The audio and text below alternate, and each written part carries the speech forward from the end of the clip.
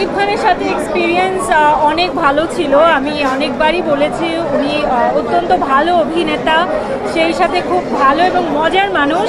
তো কাজ করতে গিয়ে আমার খুব ভালো লেগেছে। আমরা খুবই মজা করে কাজটা করেছি এবং অনেক ইজি হয়েছে আমার ওনার সঙ্গে কাজ করতে। উনি অতটাই সাপোর্টিভ ছিলেন।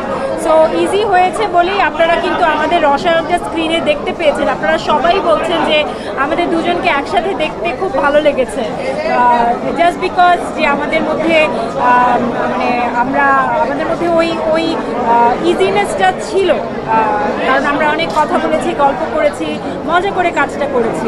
সেটা রাফিও ছিল সেখানে, সবাই আমাদেরকে সেভাবেই আমরা খুব, যেহেতু আমরা ফার্স্ট হাফটা আপনারা যতটুকু দেখেছেন সেটার গল্পটা একটু লাইট মেজাজের ছিল, তো আমাদের শ্যুট করতেও সেভাবেই খুব মজা হয়েছে এবং আনন্দের সঙ্গে আমরা করেছি। খুব ভালো এক্সপিরিয়েন্স ওনার সঙ্গে কাজ করা।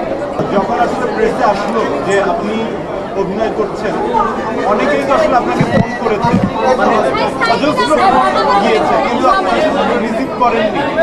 আবার এর মধ্যে জরুরি ফোনও ছিল, মানে ওইটা তো একটা টাফ টাইম, যে সবাইকে কিভাবে ইগনোর করা যায়। একটু সেই সময়ের গল্পটা করবেন যে কেমন ফোন আসছিল, এবং শুধু ফোনেই না, নিশ্চয়ই মেসেঞ্জারে, হোয়াটসঅ্যাপে সবাই নক করছে, একটু যদি গল্পটা বলেন।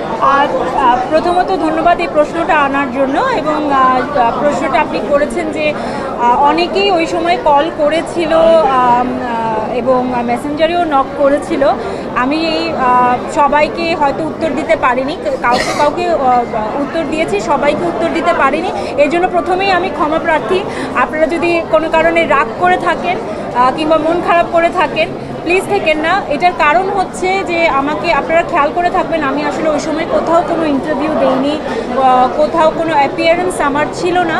এটা আমার যারা আমাদের পিআর টিমে ছিল তুফানের, যারা প্রচারণার জন্য কাজ করছেন, তাদের থেকে এটা স্ট্রিক্টলি নিষেধ ছিল যে যাতে আমি কারোর সঙ্গে ওই মুহূর্তে কথা না বলি বা কোথাও কোনো ইন্টারভিউ না দিই। কাজে আমি সে কারণে একটু অ্যাভয়েড করছিলাম। হয় কি, কথা বললে অনেকেই বোঝেন, আবার অনেকেই হয়তো বেশিরভাগই বোঝেন, আমি বলবো না যে বোঝেন না, কিন্তু অনেকেই হয়তো একটা কথা থেকে অনেক কথা, হয়তো একটা ইন্টারভিউই ওটাই ছাপিয়ে দেয় বা ওটাই যতটুকু কথা হয়েছে ওটাই হয়তো একটা নিউজ হয়ে যায়। সেক্ষেত্রে আমি ইগনোর করছিলাম।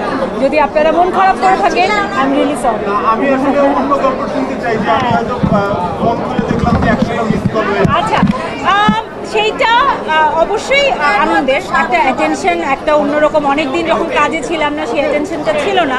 এরপর যখন অনেক কল আসছে, সেটা তো অবশ্যই একটা বুঝতে পারছি যে হ্যাঁ কিছু একটা হতে যাচ্ছে, সেটা যে অ্যাটেনশনটা ভালো লাগে।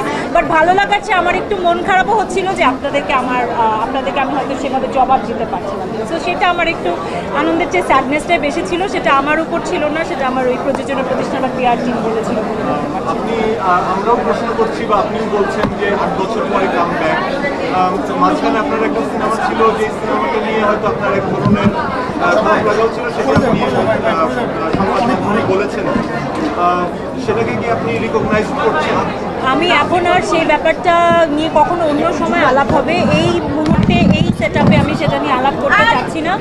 আর রেকগনাইজের যে কথাটা বলছেন, এতটুকুই বলবো, সেটাকে আমি আসলে সেটা অন্য একটা গল্প ছিল। সেটা আসলে আমাকে বলা হয়নি যে ফিল্ম আকারে রিলিজ পাবে, কাজে আমি ওটাকে ওভাবে বর্ণনা